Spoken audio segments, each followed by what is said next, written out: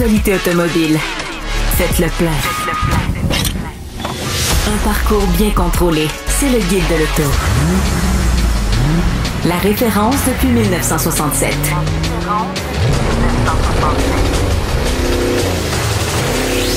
Le Guide de l'auto. Bonjour tout le monde, émission du Guide de l'auto du 8 mars. Je suis en compagnie de Hugues Gonneau. Bonjour. Mon collègue Antoine va venir nous rejoindre un petit peu plus tard parce qu'Antoine est en train d'essayer un véhicule là, en ce moment aux États-Unis, mais il va venir nous rejoindre pour nous raconter quelques essais qu'il a fait, certains qui se sont mieux déroulés que d'autres, mais on va l'avoir là en direct avec nous, mais via sa caméra. Pour le moment, on va parler d'actualité, puis ensuite on va avoir une chronique rétro comme d'habitude. Tu vas nous parler de la Mercury Cougar, mais d'une génération spécifique de ce véhicule-là. Puis ensuite de ça, on va finir avec les dossiers et essais avec Antoine. Je lis beaucoup les commentaires sur l'émission. Qu'est-ce que vous laissez sur YouTube? Qu'est-ce que vous nous envoyez comme commentaires? Puis souvent, on se fait dire que l'émission est de plus en plus politique. Je suis d'accord. On aime mieux parler de char que de politique. On veut pas que l'émission du Guide de l'auto devienne que des débats au sujet de la politique, mais on est tellement affecté à l'heure actuelle avec les tarifs douaniers là, imposés par nos voisins du Sud et répliqués peut-être par nous au Canada. Et puis l'industrie automobile, comme vous le savez, c'est un gros morceau de ces tarifs-là et ça va éventuellement affecter les prix et le choix des véhicules là, qu'on va avoir si tout ça, ce plan-là finit par déballer. Donc, et notre capacité à les acheter. Et notre capacité à les acheter, que vous soyez Canadien ou Américain, là, et par le fait même. Donc, un petit retour rapide sur qu'est-ce qui est arrivé cette semaine donc, pour les tarifs. On était dû pour avoir des tarifs douaniers qui sont rentrés en vigueur mardi.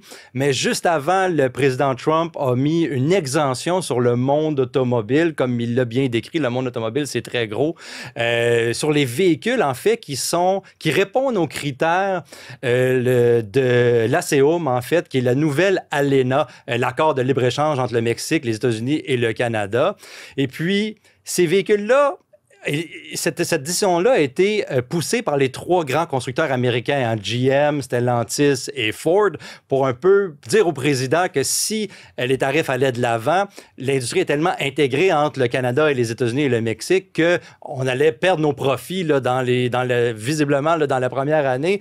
Donc, ça allait nuire plus qu'autre chose immédiatement à court terme et à moyen terme à l'industrie automobile américaine.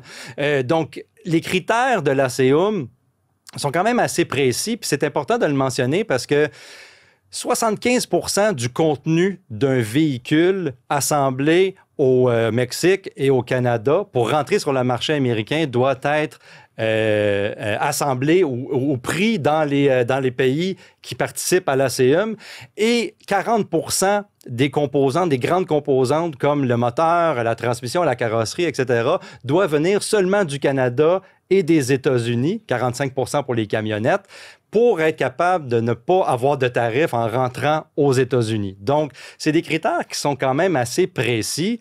Puis, on va se le dire, nous autres, on a des usines, on parle de GM, Ford, Stellantis, mais nous, on a des usines Honda, Toyota, dans le sud de l'Ontario, qui assemblent les CR-V, les Civic. On en fait jusqu'à 400 000. Ben là, pas en ce moment parce que l'usine ne marche pas à pleine capacité, mais à Alliston, on peut faire jusqu'à 400 000 unités de ces véhicules-là. Je vais te dire, CR-V, on en achète 50 quelques mille. Civic, on en achète 35 000, toutes modèles confondus, pas juste ceux qu'on assemble. Donc, il y a beaucoup de ces véhicules-là qui sont exportés, qui se partent au sud. Donc, c'est très important pour nous d'avoir ces critères-là ou de répondre à ces critères-là. Et ce ne sont pas tous les véhicules qui le font. Qu'est-ce que le président Trump a un peu omis, puis qu'est-ce qu'on n'a pas parlé cette semaine, c'est que les pièces n'étaient pas inclus dans la première déclaration. Hein. On parle d'un F-150, par exemple, qui est assemblé aux États-Unis, mais que les pièces de carrosserie viennent de l'aluminerie au Saguenay, de pièces de suspension, des charnières de porte qui viennent du sud de l'Ontario. Chez Multimatic, on fait beaucoup de pièces pour les F-150. Le moteur, ça dépend duquel. Le 3.5 EcoBoost est fait au Mexique. Alors, tous ces composantes-là traversent la frontière, sont théoriquement tarifés, pas pour un autre mois, là, on va le répéter, là, c'est arrêté pour un autre mois, serait tarifé. Et puis ensuite, le camion est importé au Canada. Donc, quand même bien qu'on n'impose pas de tarifs sur cette dernière étape-là. Le camion, tarifs répliqués par le Canada ou par les États-Unis, mais tous les tarifs sur le moteur, la charnière de porte, ça, exactement, sur les pièces, demeure-t-il? On n'avait pas vraiment de réponse à la Maison-Blanche. Donc, c'est quelque chose qu'il faut regarder. Et je pense que aux États-Unis, on va se pencher sur qu'est-ce qu'on appelle les Tier 1 manufacturers qui font les pièces pour assembler les véhicules neufs. Par contre, c'est très, très, très important parce qu'il y a 3,6 millions de véhicules du Canada et du Mexique qui vont vers les États-Unis. Donc, veux pas, si on se ramasse avec des véhicules qui sont non tarifés, mais qui sont tarifés par la majorité de leurs composantes. Mais ça peut faire grimper les prix pour les Américains, là, évidemment. Ça n'a aucun sens. Et quand on connaît la difficulté de modifier ne serait-ce qu'une usine dans son processus de fabrication, alors je te raconte même pas de déplacer une usine pour pouvoir commencer à contourner les tarifs, etc. Je veux dire, l'industrie automobile actuellement fonctionne sur des marges absolument ridicule. C'est pas 10% c'est pas 10% de marge, là. On n'est pas sur du logiciel, on n'est pas sur des choses comme ça. On travaille sur des marges absolument minuscules. Eh bien, les tarifs, là, vont bouffer ces marges. Terminé, c'est fini. Évidemment. Et soit les constructeurs vont vendre à perte, donc ils ne tiendront pas, soit on va être obligé d'augmenter sérieusement leur prix. Et l'impact, il va se voir forcément pour nous, justement, qu'on soit politisé ou pas. Oui, absolument. Puis, juste une mention, le contenu de chaque véhicule, là, on parle de véhicules américains comme le Chevrolet Trax, le Buick Envista, là encore GX. Ce sont des véhicules qui sont assemblés en Corée du Sud avec des composantes motrices au Mexique, qui sont importés là-bas, qui reviennent ici. Donc, ce sont des véhicules américains, mais dont la composition est de 2-3 % là, selon les documents de l'ALENA. Donc, ce n'est pas de la CEUM, pardon. Puis, ça devient comme un véhicule américain qui n'est pas américain. Je pense qu'il y a eu une leçon un peu qui s'est donnée à l'administration aux États-Unis sur les réalités de l'industrie automobile. Il faut rappeler qui a signé la CEUM au départ. Donald Trump. Bon. Donc, je veux dire, s'il n'a pas compris ce qu'il a signé, c'est quand même un petit peu dommage. Et de deux, et encore une fois, ce n'est pas un reproche, c'est une stricte réalité. C'est les mêmes personnes qui voulaient la mondialisation. Qu'on dit, c'est la mondialisation, c'est super, la Corée qui fabrique machin, la Chine qui fabrique ci. Pour faire baisser les prix. C'est l'avenir, la compétitivité, le marché a toujours raison. Et c'est les mêmes qui disent maintenant protectionnisme. Alors voilà. Moi, je veux juste comprendre, là, c'est comme... Encore une fois, c'est pas une question politique, c'est juste une question de logique. On fait un truc, on est là ou on est là. On peut pas faire les deux en même temps. Absolument. On n'a pas le don d'ubiquité. C'est pas possible. Donc, c'est mondialisation ou protectionnisme. Mais les deux en même temps, ça marche pas. Voilà. Donc, ça va se poursuivre, évidemment, dans les prochaines semaines, les prochains mois. Pour le moment, on a un break de tarifs. Peut-être qu'on va se revoir le 2 avril ou peut-être avant, on ne le sait pas. Par contre, c'est important d'en parler un petit peu. Puis, on va parler de bagnole. Je pense qu'on va parler de char. Allez, absolument. Ça va nous faire du bien. Bon, alors cette semaine, Cadillac a présenté une version allongée de son Escalade IQ. Écoute, passer long à une escalade, bien évidemment, on a une version allongée du côté de l'essence, mais du côté de l'électrique avec le IQ, évidemment, un véhicule qui est encore plus pesant, mais plus spacieux. Oui, et je trouve vraiment, esthétiquement, ça lui a profité, ce petit allongement. C'est pas toujours vrai. Il y a certains véhicules qui supportent assez mal la petite extension supplémentaire. Ça a l'air d'un porte-à-faux en arrière souvent, mais là, ça, c'est harmonieux. Là, c'est beau. Et donc, qu'est-ce qui se passe à l'intérieur de l'habitacle? On a une troisième rangée qui offre 10 cm de plus pour les jambes, 2,5 cm de plus pour la tête. On a fait des grandes améliorations sur les véhicules comme ça chez GM. Avant, il y avait les essieux, tout ça sur les véhicules à essence, là, je parle, qui encombraient, c'était très difficile d'accès, etc. On a fait des améliorations, mais là, du côté du IQ, on a un plancher plat, on est capable de donner plus d'espace. Puis là, on en donne encore plus avec cette version-là qui est allongée. On parle dans le coffre, là, ça passe de 670 à 686 litres d'espace en arrière de la troisième rangée. Donc, pour un derrière de troisième rangée, c'est quand même spacieux. C'est pas mal. Écoute, à l'intérieur, là, c'est 42 haut-parleurs, jusqu'à 42 haut-parleurs qu'on peut aller chercher. J'imagine pour entendre la musique, pour toute cette longueur-là, ça prend... mais tu sais, on est fort là, chez les Américains d'avoir une sonorité c'est important, ouais. Ça fait beaucoup, mais ça ajoute beaucoup au poids du véhicule, pas seulement la batterie, mais toute cette qui se passe justement au niveau des spécifications du véhicule. Oui, bien, en fait, on garde la même chose, hein, je pense, du côté du IQ. C'est pas mal les mêmes spécifications. On a une batterie de 200 kWh, on a 680 chevaux et 615 livres-pieds de couple. Puis on peut aller chercher 750 et 785 livres-pieds de couple en mode vélocité max. Donc, une autonomie estimée à 724 km. Là, ça va dépendre de la conduite et comment qu'on utilise cette vélocité max-là, parce que ça va être un problème, je pense, déplacer les 8800 livres et plus du Cadillac Escalade IQ. Écoute, dans les nouvelles, on a eu Volvo qui a dévoilé un véhicule, le ES90, qui est comme un milieu entre une berline et un utilitaire, mais on ne veut pas l'appeler un multisegment. Là. Ben non, parce que en fait, on cherche toujours à déplacer les segments et à faire quelque chose de nouveau. Quand on a eu des voitures, on a fait des choses nouvelles avec des utilitaires, puis ensuite on a fait des choses nouvelles avec des crossovers, des multisegments, puis là on revient avec un mélange d'une voiture, mais avec une garde au sol un peu surélevée. C'est le style d'une voiture, mais les proportions, les passages de roue d'un VUS. Ouais. Le véhicule s'appelle l'ES90. Et parle-nous un petit peu de sa plateforme. Ben, c'est la plateforme SPA 2. Hein? La plateforme SPA, on la connaît chez Volvo. Oui, on peut faire plein de jeux de mots si ça tente. Non. T'as vu dans mes yeux quelque chose. Alors, mais on se connaît. Voilà.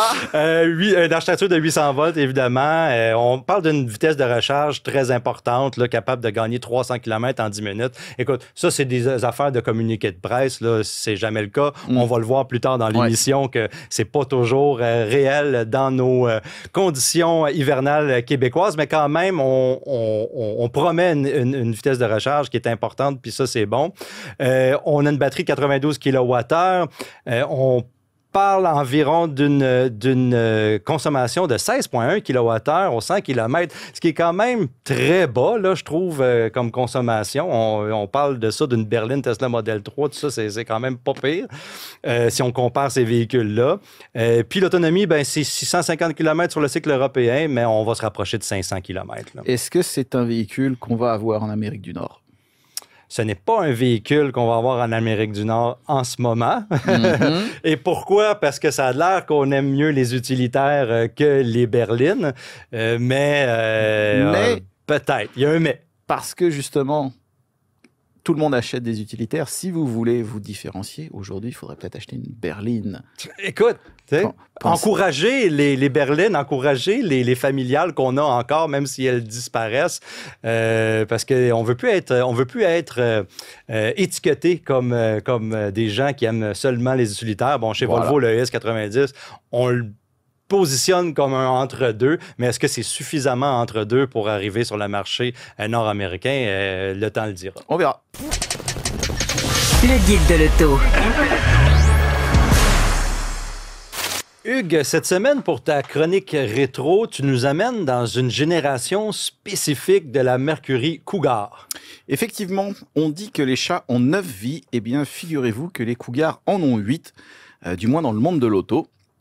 Retour sur celle qui aurait dû marquer le renouveau de Mercury. Mais là, je vais faire un rappel un peu, parce que là, tu nous dis il y a 8 vies, c'est 8 générations de ce véhicule-là là, en tant que tel. Fais donc un retour un peu là, sur la Mercury Cougar.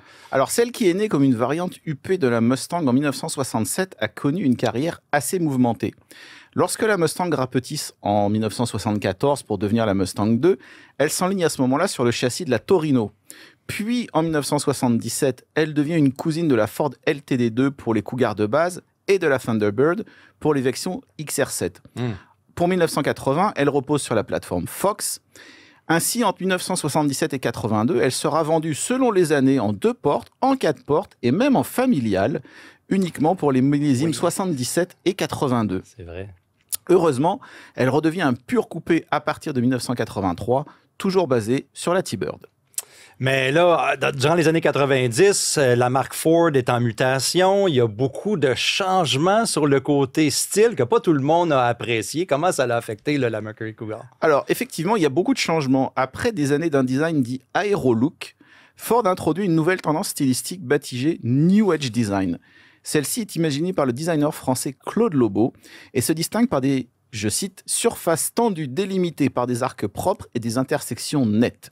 Wow. Parmi les véhicules New Age, on peut citer la K de 1996, la Focus, lancée en 98 en Europe et en 2000 en Amérique, ainsi que la Mustang gros stylée en 1999. Afin de préparer le public, Ford présente à l'été 97 le concept Mercury MC4, puis à l'automne le concept Mercury MC2, qui préfigure clairement la future Cougar. Quel modèle là, est remplacé par la Cougar éventuellement? Alors c'est la Ford Probe qui est arrêtée à la fin du millésime 97, en même temps que les Thunderbird et Cougar justement. À ce moment, la compagnie à l'ovale bleu travaille déjà au remplacement de la Probe. Cette fois-ci, elle ne sera pas basée sur un châssis Mazda, mais bien sur une plateforme maison, la CDW27. Celle-ci est issue d'un développement mondial qui aura coûté 6 milliards de dollars pour remplacer les Ford Sierra en Europe et les Ford Tempo et Mercury Topaz en Amérique du Nord par, respectivement, la Mondeo et les Contour et Mystique chez nous en 1995. La Cougar est, elle aussi, une vraie voiture mondiale. Elle est conçue et dessinée en Allemagne, mais uniquement fabriquée aux États-Unis, dans l'usine de Flat Rock, au Michigan.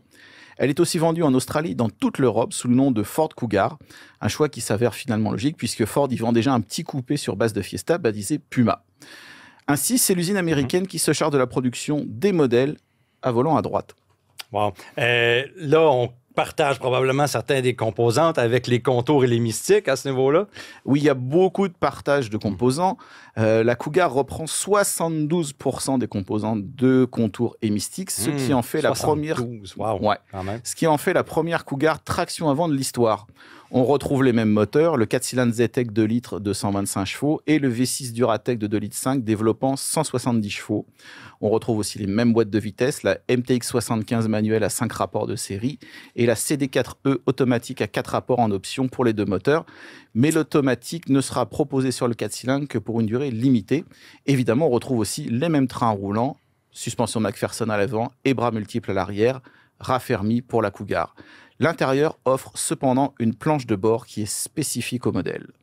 Pourquoi qu'on a choisi de donner ce modèle-là à la marque Mercury plutôt que Ford? Tout simplement pour redonner de la vie à Mercury, parce que la marque en a bien besoin à ce moment-là et souhaite rajeunir sa clientèle. C'est ainsi que la 8e génération arrive en concession pour le millésime 99. Contrairement aux autres modèles Mercury, elle n'a pas d'équivalent dans la gamme Ford. Avec la Cougar, Ford espère attirer les 25-35 ans dans le réseau Lincoln Mercury, alors que la moyenne des acheteurs est de 63 ans aux États-Unis. Pour cela, elle lance un site web spécifique, le www.1999cougar.com. On est tout excités là. Mais dans ce temps-là, ça voulait dire quelque chose. C'était quelque chose. Est-ce que nous autres, les journalistes, on évalue tous les véhicules? Dans ce temps-là, comment que la presse a accepté ou a accueilli la Cougar de cette génération-là? Plutôt bien, et même des deux côtés de l'Atlantique. L'auto est appréciée pour sa tenue de route, son confort, son équipement, son volume de coffre de 410 à 680 litres. Il s'agit d'ailleurs de la première Cougar à haillons, et des prix plutôt compétitifs, 19 995 en 4 cylindres et 21 795 en V6 au Canada. Côté reproche, les places arrière sont vues comme limitées, la finition est juste dans la moyenne, alors que l'ensemble manque un petit peu de sportivité. Justement, pour la sportivité, Mercury présente en 1999 le concept Cougar S, avec des ailes élargies, un V6 porté à 215 chevaux et 4 roues motrices, ainsi que le concept Cougar Eliminator, comprenant uniquement des modifications esthétiques. Pendant un temps, la direction de Mercury évoque une Cougar S, rien à voir avec le concept, qui reprendrait le V6 de 195 chevaux de la Contour SVT, alors que l'Europe parle aussi d'une potentielle version ST200 de 205 chevaux. Dans les deux cas, rien n'ira de l'avant. Côté vente, pour cette génération-là, comment que ça a eu l'air? Au lancement, Ford espère produire 70 000 Cougars par an, 50 000 pour l'Amérique et 20 000 pour le reste du monde. La réponse initiale est bonne puisque le millésime 99 se solde par 88 288 véhicules fabriqués. Mais les chiffres baissent vite. 45 000 en 2000, 25 000 en 2001 et 18 000 en 2002. La Cougar ne connaîtra pas beaucoup d'évolution à part un léger restylage des faces avant et arrière en 2001, ainsi que plusieurs séries limitées. La raison de cette désaffection est relativement simple. À cette époque, le marché des coupés est encombré, tant en Amérique qu'en Europe, et le goût des consommateurs change rapidement et se tourne massivement vers les VUS. Finalement, le plus gros défaut de la Cougar est d'être arrivé trop tard. Wow! Est-ce que, question pour toi, tu penses avec l'électrification et le fait qu'on ramène des vieilles marques ou des vieux modèles comme ça, des vieux noms, penses-tu qu'elle va avoir une 9e vie comme le chat? C'est une très bonne question. On a vu en Europe qu'ils avaient ressuscité le nom de Capri pour un VUS électrique. Ouais. Ce serait pas surprenant. En même temps, il n'y a plus de marque Mercury, donc ça va peut-être être un petit peu difficile. Et chez Ford, ils ont un nom un peu plus mythique qui s'appelle la Mustang. Ouais, voilà. Donc on verra. Mais peut-être pas de 9e vie, c'est pas gagné. Merci Hugues pour cette chronique à rétro encore une fois. Le guide de l'auto. Parcours l'actualité automobile sans dérapage ni accrochage. Antoine, cette semaine, tu avais à l'essai le Jeep Wagoneer S électrique, évidemment. Puis, ben, ça ne s'est pas déroulé comme tu l'escomptais. Ben en fait, moi, je trouve ça toujours intéressant de partir à l'aventure, si je peux m'exprimer ainsi, avec un véhicule média. Ironiquement, dans ce cas-là, ce n'était pas un véhicule média, mais un véhicule emprunté à un concessionnaire parce que Stellantis fait partie de ces entreprises qui mettent du temps avant d'amener un véhicule sur le parc presse pour qu'on puisse en faire l'essai. Ouais. Et comme le véhicule était déjà chez les concessionnaires depuis pratiquement 2 mois, je me voyais mal attendre encore 2-3 mois pour en faire l'essai le temps qu'il arrive sur le parc presse. Surtout que c'est un véhicule Jeep important pour la marque, 4 roues motrices. Mm-hmm. Alors, je voulais tester son efficacité en hiver et pas attendre au mois de mai pour pouvoir le faire. Ouais. Permets-moi de te dire que j'ai été servi. Alors, j'ai emprunté ce véhicule-là aux gens de Duclos Chrysler, pour ne pas les nommer, et j'avais au cours du week-end, c'est-à-dire à partir du samedi matin, un trajet d'à peu près 1000 km à faire pour tout le week-end. Okay. Alors, je savais que j'allais devoir me recharger à quelques reprises, puis essentiellement, ce que je faisais, c'était de partir de chez moi, je demeure à Blainville, me rendre à Beauceville pour un tournoi de hockey de fiston, ensuite me rendre à Québec pour aller faire une chronique à Salut Bonjour le dimanche matin, revenir à Beauceville et ensuite reprendre le chemin de la maison. Ouais, la ronde de lait. Ce week-end-là, comment? La ronde de lait. La ronde de lait. Puis ce week-end-là, en plus, la météo était pas très clémente. Alors, le samedi, c'était la grosse tempête de neige. Il faisait pas particulièrement froid, là. C'était -6, -7, -8 degrés. C'était pas la catastrophe, mais il ventait énormément. Il y avait des bourrasques de neige. Moi, je me souviens, peut-être sur l'autoroute 40, là, dans la région de Saint-Anne-de-la-Pérade, là, je voyais pas le véhicule que je suivais, là. C'était vraiment du gros blizzard. Donc, évidemment, des conditions intéressantes. Puis, j'ai pas le choix d'admettre que mes premières impressions de ce véhicule-là ont été très positives. Je m'attendais à pas grand-chose. Je trouvais que le prix était exorbitant. Je comprenais mal pourquoi Jeep lançait un véhicule aussi cher que ça dans une période où les ventes sont en baisse de 30%, qu'on colle avec des Wagoneer, puis des Wrangler, puis des Grand Cherokee qui se vendent beaucoup moins. Mais évidemment, on comprend que ce véhicule-là est développé depuis plusieurs années, puis qu'on arrive avec un produit sur le marché dans une période qui ne lui est pas favorable. Oui, ça a été planifié depuis un bout de temps. Ouais. Mais là, tu es installé à bord d'un véhicule qui est vraiment cloué au sol, qui a les proportions d'un Grand Cherokee, mais un peu plus bas, un peu plus profilé. Les voies sont plus larges, mais en termes de dimension hors tout, c'est à peu près la même chose. Okay. Beaucoup d'espace en dedans, tu es extrêmement bien assis. Tu as 4 gros écrans au visage, mais tout est facilement utilisable. Alors, ergonomiquement, c'est parfait. La finition est très belle. Puis, tu sais, on dit pas ça souvent là, d'un produit Stellantis. Là, des fois, là, tu as des matériaux, même dans des véhicules qui sont coûteux, qui sont décevant, mais là, pas le choix d'admettre qu'ils ont fait un super bon boulot. Tu prends la route avec ça. Il y a une répartition des masses 50-50 et un centre de gravité qui est très bas. Donc, ça te donne aussi une idée de la maniabilité du véhicule malgré son poids qui est à 5700 livres, ce qui est quand même pas rien. Mais, tu sais, comportement routier, puissance, bon, écoute, je ne l'ai pas testé dans ce contexte-là parce qu'il y a 600 chevaux, puis c'est déjà inutilement puissant. On sait que les autres versions vont avoir 500 chevaux, puis ça va déjà être plus qu'en masse. Mais toujours est-il que l'idée, c'était aussi de tester la consommation énergétique, son rendement, l'ensemble de l'œuvre. Et là, je roule sur l'autoroute à 100, 105, des fois 95 au maximum parce que la météo est vraiment pas clémente.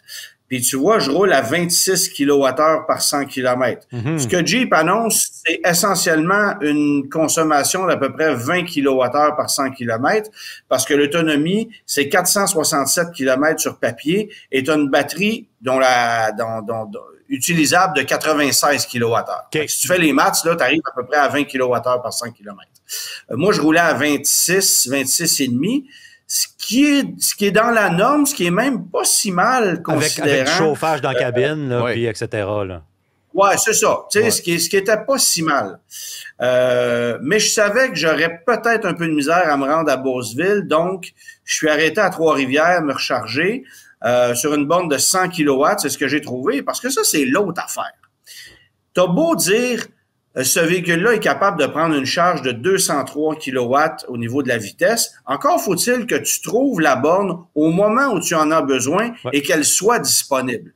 Et ça, ce sont des mathématiques de plus en plus difficiles à faire, surtout sur les grandes artères où il y a de plus en plus d'achalandage, de plus en plus de véhicules électriques pour un niveau de borne qui, lui, ne suit pas la quantité de véhicules qui a été augmentée. Parce qu'en ce moment, à 100 kW, avec la relâche, là, il va y avoir beaucoup de monde aussi. Ça va être le même phénomène que dans le temps des fêtes. Là. C'est ça.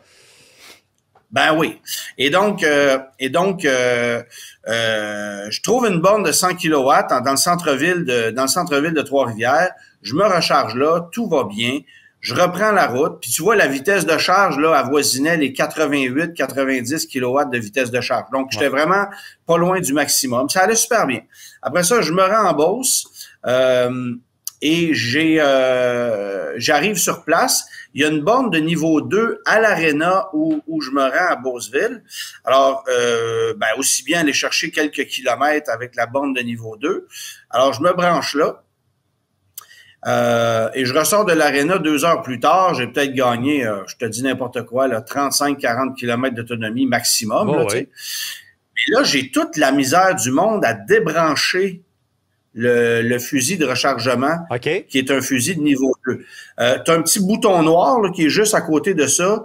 T'as beau appuyer là-dessus, j'entends pas le cliquetis, je débarre le véhicule. Ça m'a pris 5 minutes avant d'être capable de l'enlever. Puis, fait que là, je retire ça. Je branche le véhicule, je pars pour Québec. Alors, je m'en vais à l'hôtel. Et à l'hôtel, il y a une borne de recharge de niveau 2 aussi, mais qui sont des bornes de marque Porsche. Que l'hôtel a fait une entente, avec le centre Porsche Québec.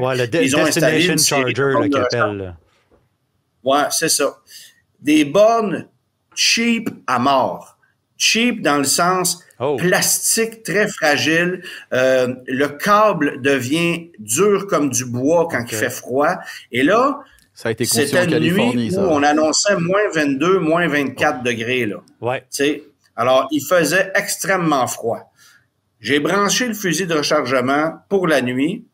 Là, ce que le véhicule me disait au tableau de bord, c'est que ça prendrait à peu près 10 heures pour que le véhicule soit rechargé complètement. J'étais allé dormir au petit matin, le lendemain, je devais me lever pour aller faire ma chronique à Salut Bonjour. Et là, je me suis levé d'avance parce que je devais aller laver le véhicule. J'ai cette possibilité de pouvoir nettoyer le véhicule sur place dans les locaux de TVA. Alors, je me lève d'avance pour aller laver le véhicule pour bien le présenter. Mais là, j'ai eu toute une surprise. Le fusil ne coopère, mais absolument pas. Alors, j'ai tout fait, là. Barre des barres, pars le véhicule, éteins-le, mets de l'eau chaude, tu sais, j'ai tout essayé. WD-40, nomme-les. Ça a pris 40 minutes avant que je réussisse à l'enlever de là. Bon. Alors, mon humeur était déjà moyen. T'avais pas l'humeur salut bonjour, là. Non. Disons que la toune, je ne l'avais pas en tête. Mais là, bon, je m'empresse d'aller à salut bonjour. Je lave le véhicule du mieux que je peux et je te le dis, là, 30 secondes avant d'entrer en onde, là, j'avais pas fini. Fait que c'est vraiment, je me suis assis, Richard Turcotte commence la chronique, puis il me dit à la blague, écoute, le véhicule est vraiment propre, bel job, tu sais, mais il savait ce qui s'était passé. Et là, tout de suite, j'ai un peu expliqué ma mésaventure, mais qui était loin d'être terminée. Alors, je finis ma chronique, puis somme toute, produit que j'aime bien, mais comme dans tous les cas, ce que je dis, c'est attendez 6 mois avant d'acheter ça, parce que les bobos de jeunesse vont probablement sortir, vaut mieux être prudent, mais produit que j'aime beaucoup. Ouais. Malgré la facture, puis bon. Alors, après ça, je reprends la route, je m'en vais en Beauce et j'arrête à Saint-Joseph-de-Beauce où il y a une borne de niveau 3, 120 kW, parce que je sais qu'après le tournoi de hockey, ben, je vais devoir prendre la route directement puis je serai pas pleinement chargé. Je suis pas loin d'où je dois me rendre. Fait que je dis, calcul. Je vais essayer de me recharger. Ça fonctionne pas. Alors, je ne suis pas capable de rentrer le fusil de rechargement de niveau 3 dans le réceptacle. Il y a un clic qui se fait pas, si bien que le fusil de rechargement, avec son poids, s'abaisse et ça ne communique pas. OK. Puis même si je le tiens enfoncé, il y a comme 2 lumières rouges qui flashent puis qui me disent « Garde, ça marche pas, tu le rechargeras pas. Okay. » Là, évidemment, le temps avance, j'essaye, 20 minutes. Tu sais, il y a un petit peu de glace dans le fond, là, mais je suis capable de tout enlever ça, il n'y a plus rien, là. Alors, tu sais, évidemment, avec le vent, la neige, la gadoue, j'ai compris que, oui, tout ça était peut-être un peu gelé, mais bref. Alors, j'enlève toute la glace, mais tu sais, c'était pas grand-chose, là. J'ai beau essayer de brancher ça, le clic se fait pas, ça mord pas. Bon, ben, coudonc, il faut que je me rende à l'aréna, la game va commencer. Je me rends à l'aréna, la borne de recharge de niveau 2 que j'ai utilisée la veille est disponible. Je me branche là-dessus, ça marche. Mais là, il fait moins 20. Alors, je m'en vais regarder la game. 2 heures plus tard, je ressors. J'ai pas gagné 20 km en 2 heures. Ouais, c'est ça. Puis, mettons que c'est 18 km, là, ben, ce 18-là devient 10 à moins 20. Tu comprends-tu? Et il fait tellement froid qu'il n'y a pas grand-chose qui se passe. Mais là, je fais bon. Je suis dans la merde, mais il faut que je reprenne la route. Il te reste combien de kilomètres à ce moment-là? Là? Ben là, j'ai 350 km, 330 km à parcourir pour me rendre à la maison. Là. Puis il me reste peut-être 160 km d'autonomie au compteur. Affiché, OK. Affiché.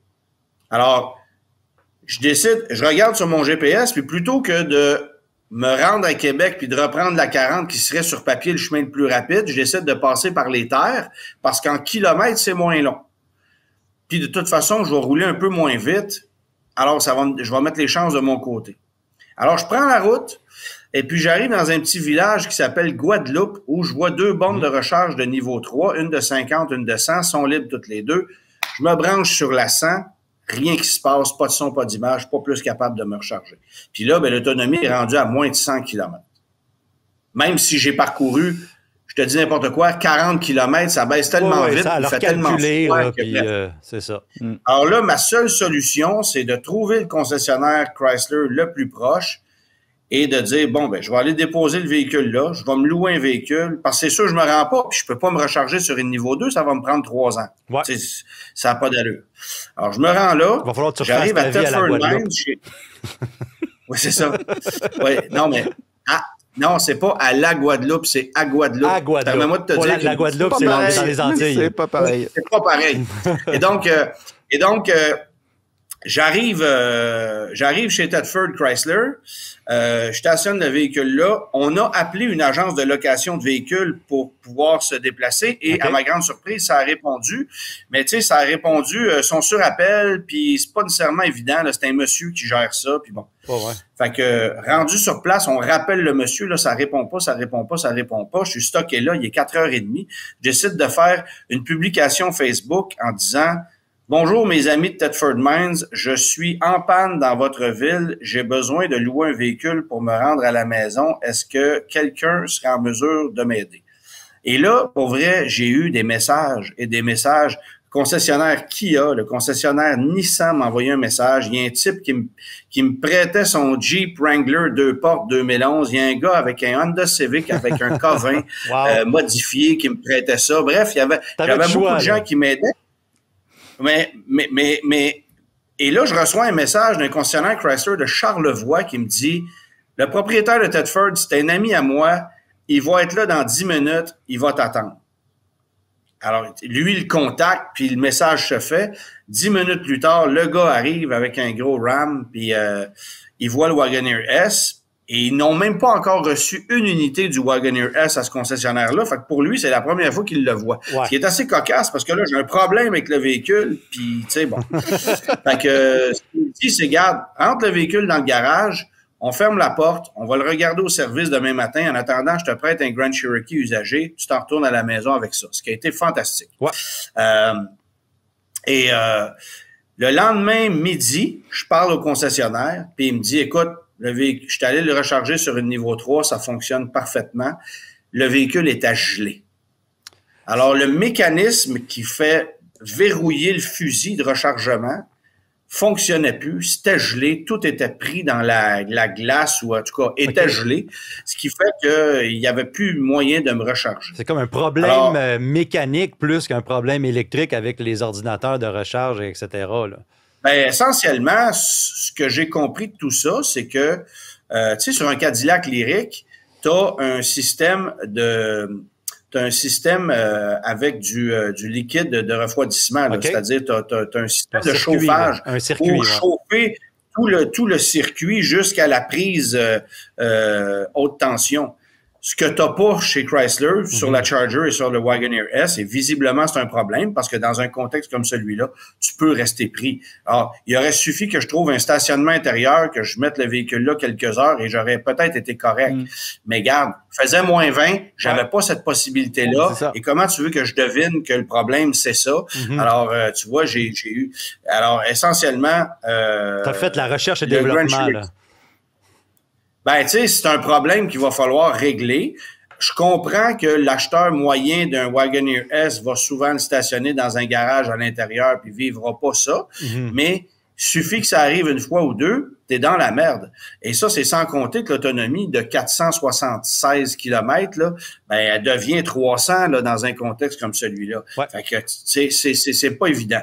Fait que j'ai eu toute une aventure qui s'est terminé par un élan de solidarité des gens de Thetford Mines que je remercie parce que c'était quand même cool. Ouais. Tu sais, j'étais arrivé à la maison quelques heures plus tard que prévu, mais bon, écoute, ça a été ça l'aventure. Ma blonde a manqué la cérémonie des Grammys à la télé, puis ça a été ça le seul downside de l'histoire, parce que sinon, tu sais, tout s'est relativement bien déroulé. Mais une chance que j'ai eu de l'aide, tu sais, parce qu'un véhicule, ça brise toujours le dimanche en passant, là. Ouais. Mais une chance que j'ai eu de l'aide, puis j'ai eu cette idée d'aller partager quelque chose sur les réseaux sociaux, puis ça m'a donné un coup de main, parce que, pour vrai, sinon, je dormais là.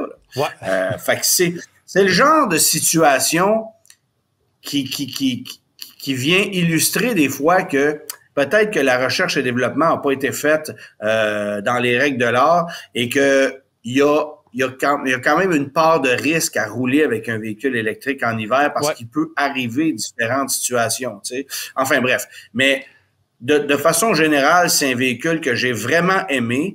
Et puis, son plus gros point faible, hormis le fait qu'il y a ça à améliorer au niveau de la conception, c'est que ça coûte très cher. Mais tu vois, on liquide déjà ces véhicules-là à 78-80 000 $ en ce moment chez les concessionnaires. Comme quoi, le prix a peut-être été mal positionné et qu'il va falloir travailler à revoir l'échelle de prix chez Chrysler.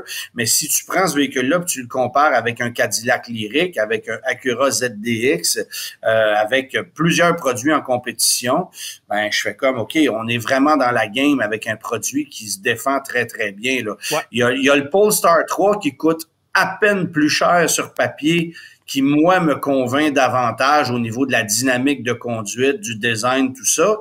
Mais Polestar te donnera pas 14 000 de rabais sur un Polestar 3 demain matin, puis te le financera pas à 0,9. Fait que, tu sais, il y a ça aussi à mettre en ligne de compte. Okay. Et tu sais, ça reste un véhicule très cher qui s'adresse à une petite partie des automobilistes. Très hâte de voir comment on va multiplier les versions de ce modèle-là et à quel point on va être capable de ramener le prix à un niveau un petit peu plus décent. En effet. Bon, ben, tu vas nous parler tantôt au retour d'un véhicule peut-être un petit peu plus abordable aussi électrique, c'est le Kia EV3. Et puis, exact. Moi, je vais parler là, de Polestar. Fait qu'on se revoit tantôt. Laissez faire votre clignotant. Entrez directement dans le guide de l'auto. Antoine, à part cet essai spécial, on va le dire, là, du Jeep Wagoneer S, on a quand même un segment essai à faire à l'émission. Puis la semaine dernière, on voulait parler du Kia EV3 que tu as essayé récemment. Puis là, ben, on va avoir l'occasion d'en parler. Ouais, Kia EV3 que j'ai essayé dans un contexte où la météo était un peu plus clémente. Il faisait 12-14 degrés à l'extérieur, il n'y avait pas de bourrasque de vent, il n'y avait pas de neige. Et j'étais du côté de l'Espagne, un petit peu au sud de Barcelone, dans une ville assez dense, mais où il y a des routes un peu sinueuses. Essentiellement, l'idée, c'était d'aller voir ce que ça donnait, ce véhicule-là. Il y a des gens qui l'avaient déjà essayé, mais il faut dire que c'est déjà vendu au moment où on se parle du côté de l'Europe, et j'en ai croisé quelques-uns déjà sur la route. Format Kia Soul, là, ou à peu près, ça ressemble à ça en termes de dimension. Donc, c'est vraiment un véhicule électrique compact, un vrai compact, parce que, tu sais, chez nous, on dit qu'un Equinox, c'est compact quand ça ne l'est pas du tout, là. Ça, c'est vraiment un véhicule compact. 201 chevaux, architecture GMP, mais 400 volts, non pas 800 volts, roue motrice avant. On estime l'autonomie à pas loin de 500 km. Alors, j'ai très hâte de voir ce que ça va donner. Mais bon, les chiffres, pour le moment, c'est du WLTP, là, alors on verra ce que ça donnera. Mais tu sais, t'es bien assis, la présentation est très moderne, ça a un look totalement réussi, évidemment inspiré du EV9, mais je trouve encore plus sympathique. Tu sais, le V9 et le V5, ce sont deux véhicules dont les lignes sont vraiment similaires. Dans le cas de le V3, c'est un petit peu plus boxy, un petit peu plus moderne, contemporain, cool.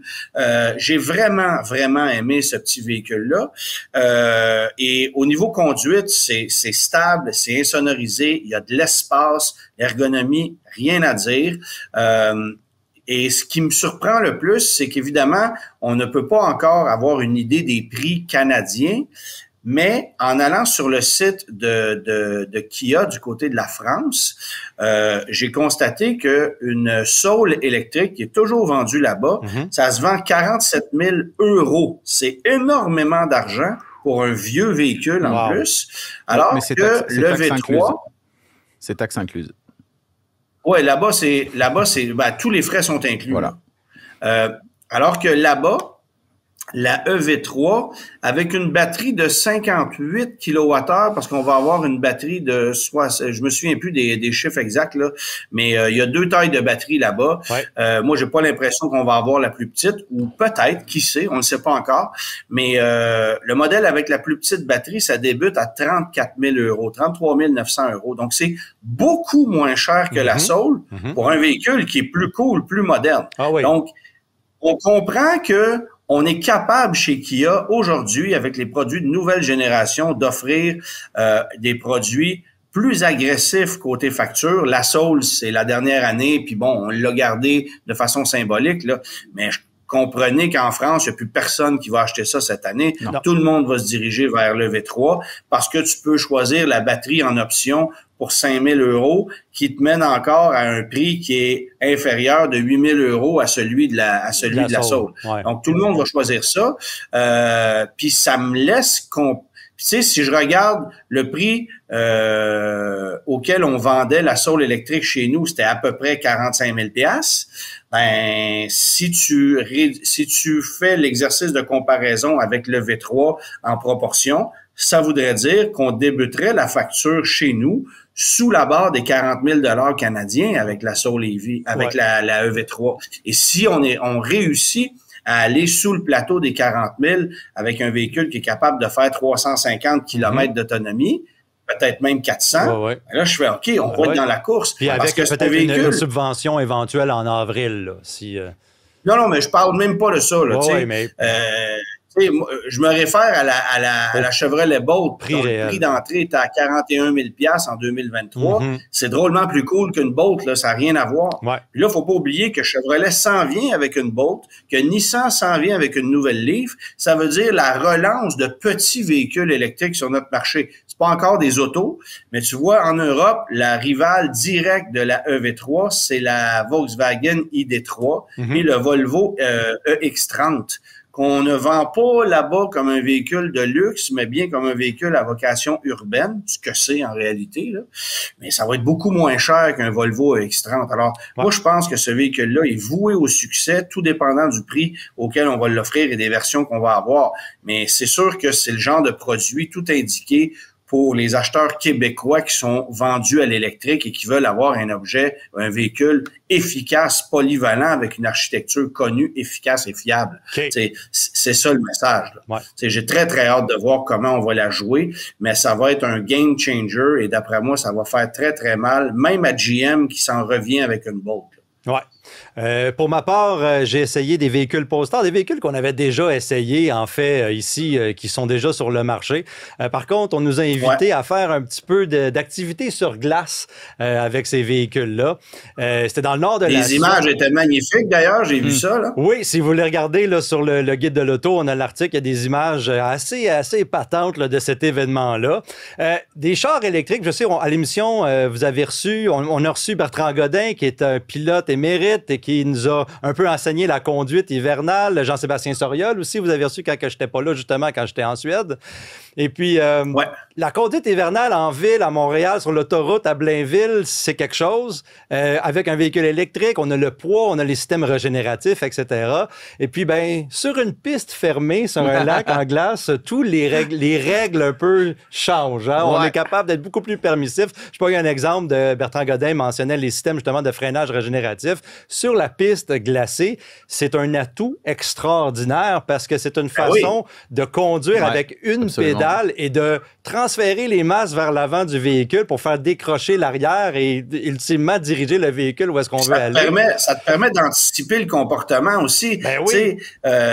Avec une masse comme celle-là, c'est bon d'avoir un outil d'anticipation de réaction que tu n'auras pas si tu ne l'actives pas. Là. Absolument, c'est ça. Puis là, ensuite, quand tu sors du virage, tu as 500 livres-pieds de couple à portée de pied à droite. C'est suffisant? Et c'est suffisant pour que ce soit pour accélérer ou même se démerder, entre guillemets, d'un virage manqué. C'est extraordinaire. Je peux dire qu'on a eu beaucoup de plaisir à conduire les Polestar 2, 3 et 4. Là, le Polestar 3, c'est vraiment plus pesant comme véhicule. Peut-être pas un véhicule qui s'adonne aussi bien à cette activité-là. C'est bien le fun de faire de la conduite performance sur un lac glacé. Puis là, on a parlé tantôt du Wagoneer S, les problèmes en hiver, etc. Puis on essaie d'aller chercher des informations, de dire oui, c'est plaisant, mais quand il fait fret, comme en Suède, comme dans le nord du Québec, qu'est-ce qu'on fait chez les constructeurs pour les batteries, etc. Bon, j'ai eu le temps de m'entretenir entre 2 tours de piste avec les gens chez Polestar, puis on essaie de miser le plus possible sur des batteries qui ont des mises à jour constantes sur les logiciels pour être capable de préconditionner la batterie du véhicule avant la recharge. On utilise des batteries CATL de type NCM là, qui sont un petit peu plus résistantes au climat polaire, contrairement aux LFP qui sont moins résistantes au climat polaire, etc. Donc, c'était le fun de faire un exercice absolument plaisant sur la glace, mais comme on disait, il y a encore en témoigne Antoine avec le Wagoneer S, puis je trouve que les Polestar se sont améliorés extraordinairement avec les mises à jour over the air là, pour la durabilité, puis être capable de garder l'autonomie en hiver. Puis on l'a vu dans un test de CAA dernièrement que notre collègue Julien Amado a participé. La Polestar 2 s'est classée quand même une bonne 3e là, sur plusieurs véhicules en tant que meilleur qui était capable de garder son autonomie. Donc je pense que c'est l'impact au froid n'était pas trop important. Pas trop important, mais quand même, je suis sûr qu'elle était meilleure, la Polestar 2, qu'elle l'a été à son lancement à cause de ces mises à jour-là. Donc j'ai une question pour toi. Oui. Commencez de conduire un véhicule qui n'a pas de lunettes arrière. Ah! Ouais. Écoute, Parce que c'est une chose de regarder le véhicule, de comprendre que c'est une caméra. Moi, je me suis même amusé à la blague, je vous dis ça comme ça. Nos amis partenaires de Vitre Expert qu'on a comme commanditaire au Guide de l'auto, je leur ai fait une blague l'autre fois. J'ai dit, peux-tu me commander une lunette arrière de Polestar 4? Et là, il a commencé à chercher dans son ordinateur pour réaliser que ça n'existait pas. Mais ça doit être quand même assez spécial. Ben oui, les 2 fois, moi j'ai conduit la Polestar 4 l'an dernier, un prototype, puis cette année en Suède, la même affaire. Et les 2 fois, c'était sur un circuit fermé. Alors, tu sais, on peut dire qu'est-ce qu'on veut sur le look, on peut dire qu'est-ce qu'on veut sur quand on regarde en avant ou on regarde le plus loin possible sur le circuit, mais en ville, ça va être quelque chose d'autre. S'habituer au rétroviseur de caméra, mais aussi juste l'instinct de regarder continuellement en arrière. L'absence de luminosité derrière ça va inévitablement demander une période d'adaptation. Moi, je suis pas contre l'idée nécessairement. C'est juste que c'est bizarre, pour la caméra, pour le conducteur, mais aussi bizarre pour les passagers en arrière. Quand tu regardes en arrière, c'est comme une vanne de livraison. Il n'y a pas de lunettes, rien. Fait qu'on se sent un petit peu à l'étroit, je pense, de la Polestar 4 quand on s'assoit en arrière. C'est quelque chose que je veux absolument essayer. C'est un véhicule qui est excellent au niveau de performance. Les acheteurs de GMC Savannah ne seront pas dépaysés. Il va falloir que tu t'habitues à nettoyer ta caméra à chaque fois quand il neige, parce que sinon, là, t'es dans la marde. Et la caméra sale qui ramasse le calcaire, le sel, etc. OK, la lunette arrière le fait, mais tout dépendant d'où elle est positionnée. Oui, exactement. Tout dépendant d'où elle est positionnée, parce que tu vois, ça, c'est un truc que je t'ai pas mentionné plus tôt sur le Wagoneer S, mais on l'a tellement bien placé, la lentille de caméra, que peu importe les conditions, là, il y avait de la gadoue, des vents, des rafales de neige partout. Jamais la lentille arrière qui est placée sous l'aileron ne s'est souillée, pas une fois. Puis c'est pas une lentille qui est fermée comme sur une Volkswagen Golf où c'était sous le logo qui se soulevait quand tu mettais ça en marche arrière. C'est vraiment une lentille ouverte, mais bien placée, ce qui fait que les rafales, il n'y a rien qui revole là. Si on réussit à bien placer ça sur la Polestar 4, c'est la clé. C'est un demi-mal. Mais je pense qu'elle est sur le dessus, si je ne me trompe pas, elle est sur le dessus du véhicule, donc c'est déjà pas pire parce que justement, la neige devrait pas s'accumuler ou le calcaire ne devrait pas s'accumuler en haut, en dessous du haillon. Tu veux dire, elle est au-dessus de la potte vitre arrière. La potte vitre arrière, exactement. Voilà. OK, parfait. Écoute, merci Antoine. Développer un nouveau vocabulaire. Oui, c'est ça. Merci Antoine d'être venu avec nous pour... merci à vous autres, parce que tu es sur la route et là, tu es pressé. On va terminer l'émission parce que là, je peux pas vous parler de ce que je suis venu conduire. En fait, je peux pas vous donner mes impressions parce que c'est sous embargo. Mais je suis en Californie pour essayer le Acura ADX. Et peux-tu me permettre quelque chose? Bon. On nous a donné un petit cadeau ici. Je pense que j'ai jamais vu une casquette aussi laide que celle-là. Wow!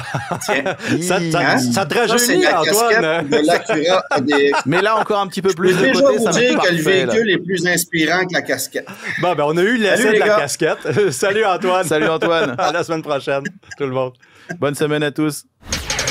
Tous les épisodes du Guide de l'auto sont disponibles en podcast sur l'application et le site cube.ca.